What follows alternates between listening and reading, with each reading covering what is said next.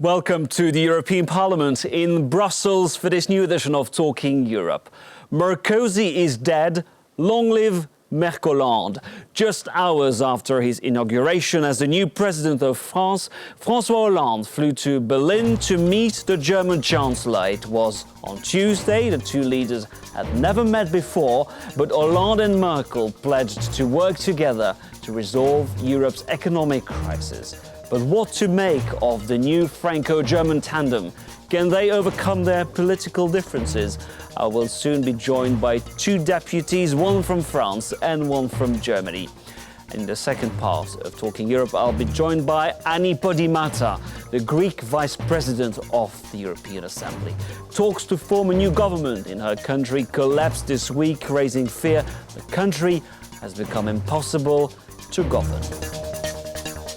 But first, can Merkel and Hollande get along? Let me introduce you to my two guests here on our set. Pervenche Berès, hello. You're a French socialist and a close ally of the new president, François Hollande. Also on this set, Alexander Alvaro. Hello, you're a German MEP from the Alliance of Liberals. At home, your party, the FDP, belongs to Merkel's coalition. You're the junior member in the coalition. Now, before we start our discussion, let's watch our report there. Some were bracing themselves for stormy discussions between the new French president and the German chancellor, but in the end, it was real thunderstorms which almost prevented the president from traveling to Berlin. This is a report from our correspondent Oliver Farry. A little late, but at 8 p.m. Tuesday night, Angela Merkel finally meets the new French president. A lightning strike on his plane forced François Hollande to turn back to Paris, but he made the appointment in the end and said he looked forward to working with Angela Merkel, but he also reiterated that growth was what Europe needed. I said that I want growth not just to be a word we mention, but concrete acts that are made reality. We feel the best way of doing things is to put everything on the table. The German Chancellor replied she was ready for more discussion with France on that very matter. As for the budgetary treaty, it was signed in March, and the negotiations had already come to an end by then, and at the Council in January, and then the one in March. Of course, at the one in June, discussions will mainly pertain to growth, and it will be very important for France and Germany to present their ideas together. And the first promise made by the new partnership, Greece would remain in the Eurozone. Pervenche Berès, I was in Berlin and everybody was obsessed with the body language. Will they get along? They didn't kiss. There was a warm handshake. What is your feeling? What is your first impression about this new Franco-German couple, as the French like to call it, Merkel-Hollande? Obviously, on one side, there's a change of style. And I think for Chancellor Merkel, this is a window of opportunity to change the line. Because obviously she was stuck for some years now in the relation with the former president of France, Nicolas Sarkozy, that has blocked her in bad ideas she had at home. And also, I think what's happening in many of the member states of the EU now invite all leaders, and namely, of course, on the first row, France and Germany, to think differently about the situation. You say she was stuck with a former partner, Sarkozy, but she seemed to like him. She even campaigned on his behalf, and many say that she favoured him over Hollande.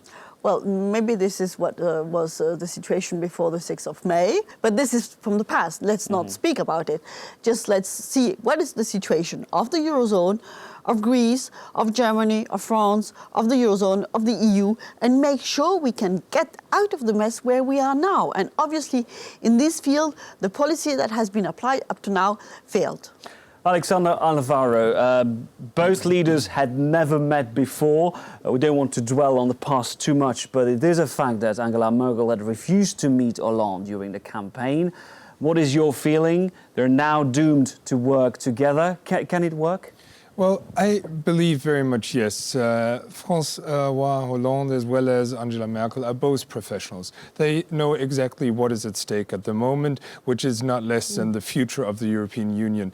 They both actually reintroduce a balance in Europe which we've been missing desperately for a long, long while. I might remember the times of Kohl and Mitterrand, where we had a big socialist in France, a big conservative in Germany, who, because they came from different families, actually managed to balance European politics. And I expect that Hollande and Merkel will do the same. You sound quite optimistic. Shortly before we recorded this show, I spoke to the President of the European Parliament, Martin Schulz. He's a socialist and he sounds rather optimistic. Let's listen to him. I think there will be a compromise. It's quite clear. If there is a German position, a French position, and the positions are not the same, nothing else is possible than a compromise between these two countries who are the basis of the European economy and who are the basis of economic and political stability in Europe. Therefore, I'm absolutely sure, even if it appears at the beginning as quite difficult, at the end there will be a compromise. A rather optimistic Martin Schulz there. Now, you say they will agree and they will find common ground. Now, there was one word that Hollande pronounced probably 20 times. It was growth. Growth, growth. He says Europe needs growth. Angela Merkel agrees. The problem, though, is that they don't seem to agree on how to revive growth. You have François Hollande, who says you need stimulus, you need to spend money, invest in growth. And you have Angela Merkel, who says you need to save money in order to restore the credibility of Europe. So how will they reconcile their very diverging views then? That's their homework now, huh? And they have to do it together. But you also have to understand the political situation. Now, François Hollande, as the new elected French president, has received a mandate from French people to change the situation. The proposal François Hollande has presented and that he has been campaigning on are a very important step to make sure we don't have only a logic of let's do the discipline and the growth will follow. Because this is the kind of situation where he believes, and I think obviously he's 100% right, that this is a vicious circle. We can see it in Greece. These austerity plans have been applied to Greece now for some time, and there's no result about it. We know Angela Merkel is not a lady for turning, as they say. She is adamant what Europe needs is austerity. How far is she going to compromise with François Hollande? He wants to renegotiate the Fiscal Pact in order to have new measures to foster growth. Well, I believe if one thing is for sure, that there will not be a renegotiation of the Fiscal Pact. What we will talk about is how that we can add to the measures which are already in place. Those states are not implementing them fully, a growth pact. Because, of course, what we need is growth, and I agree very much with Mrs. Beres that it does not follow automatically, but you need a foundation where you can have the good playing field for growth. If you want to plant a tree, you need good soil. And if we don't have good soil, we are not able to create growth by giving incentives. So it has to be accompanied. Does Angela Merkel... Your tree will never grow if you don't have water. So you better make sure you have water at the same time. Of course, but you need the soil as well. So you need foundation structures, and Greece has not been implementing François what Hollande they has have always actually been arguing that he's in favor of fiscal discipline. He never had denied that member needs to be consistent in their fiscal strategy and in their fiscal consolidation. But this will not happen by herself. True, but if Mrs. Merkel and Mr. Hollande are not arguing, we also don't have to, because I believe on the same basis we agree.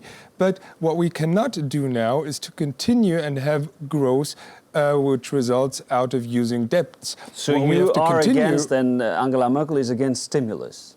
No, we will support with stimulus, but how can you, for example, do stimulus without having debt? We have the European Investment Bank, which can help with project bonds.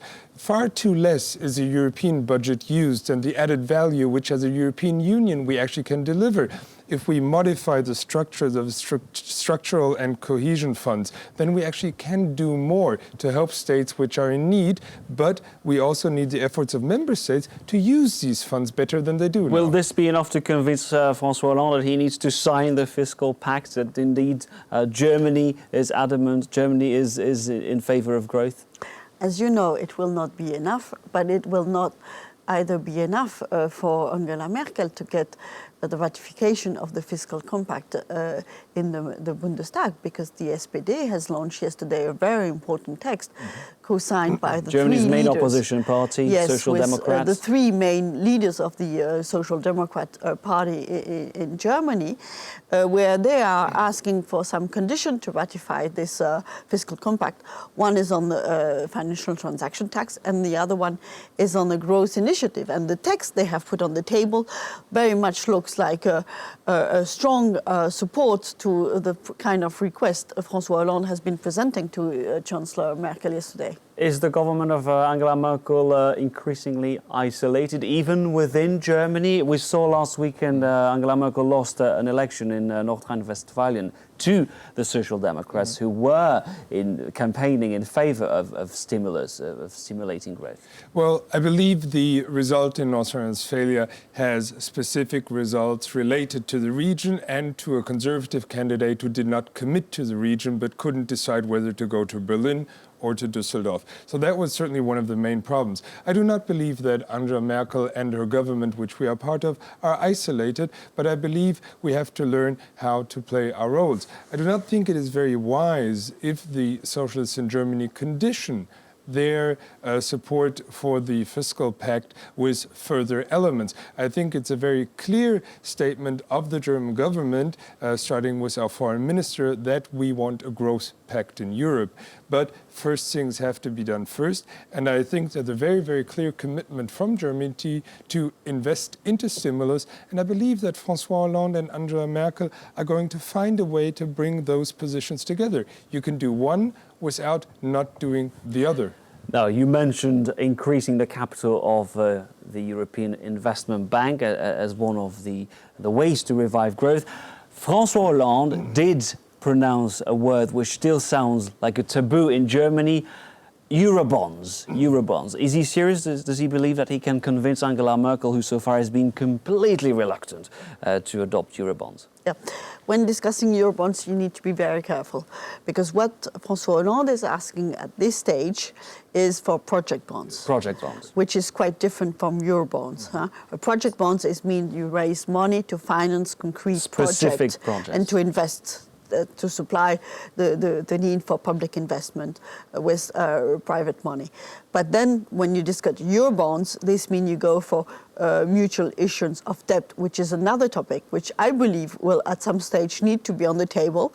Eurobonds, it's still 9 in Germany. Project bonds? Well, I think project bonds is a very sensible way to go ahead because, as Mrs. Perez said, you can individually fund projects. You can start to target exactly where you need the money. I think Eurobonds is certainly a no-go because the harmonization of debt is something which we will not go along with. If we have the structures in place where we have a full economic union, then one might think about how to go ahead with instruments like these. But you should not put the cart in front of the horse. You have to start with the basics first.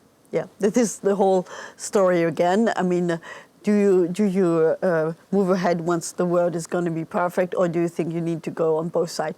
The challenge, I think, ahead of the two leaders now is, of course, the situation in Greece. In Greece. And this is what will be the hot potato on the agenda for this informal dinner on the 23rd of May. Precisely, Pervenche Beres, François Hollande on Tuesday said, "It's my duty as a new French president to send strong signals to Greece and to show that we can change the situation." What does he mean? What kind of signals can he send? Well, this is exactly the reason why I think there's a real window of opportunity with his election. You see, because he can engage in a new style and a new content of the discussion with Germany to make sure that it takes on board the real situation coming out from internal policy after the French election in France and the mandate François Hollande has received, but also the real situation in the country affected by these programs under the leadership of the Troika with the central bank, the Commission and the IMF. That doesn't work. And if you look at the situation in Greece, we used to have an economic and social crisis. Now we have a political crisis, and this is not sustainable. With elections, new elections set on the 7th of June. Is Angela Merkel going to move on Greece? She repeated once again in Berlin that the rules set by the Troika, by the creditors, cannot be changed. Is she going to move ultimately? I believe she will remain firm on that, because it's also the question about the credibility of the action of the European Union. It is merely impossible to believe that the election of a new government would change conditions overall. There has to be a certain agreement to stick to what one has signed on treaties, which is to agree to work on certain measures. We cannot be dependent on a government changing and then turning the whole story upside down. But of course, she will have to send signals where she's willing to help and where she's willing to cooperate very close with François Hollande to solve this situation. What we have to have in mind, it's a question of tone. We have to keep in mind Greece is a sovereign country with proud people, and we shall not tell them how to do their work, but just to explain how things will go if you do not stick to treaties. More carrots and less sticks, maybe. Now, one last question, if you allow. The new Prime Minister of France, Jean-Marc Ayrault, speaks German, studied in German, knows Germany, likes Germany. Absolutely. Is this important? Is this also a message sent to Berlin? I think it cannot be seen as a hostile sign by Berlin.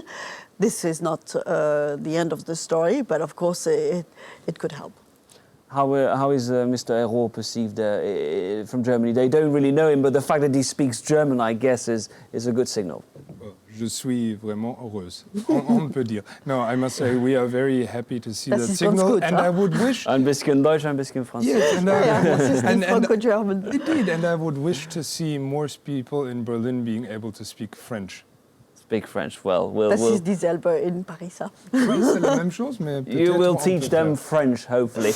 Well, thank you very much, Pervenche Perez, and thank you very much, Alexander Alvaro, for taking part in this edition of Talking Europe. Now, please stay on France 24. We mentioned Greece before. We'll talk a lot about Greece in the second part of the program. My guest is Anni Podimata, the Vice President of the European Parliament. She is from Greece, and she's, of course, alarmed by what is taking place in her country.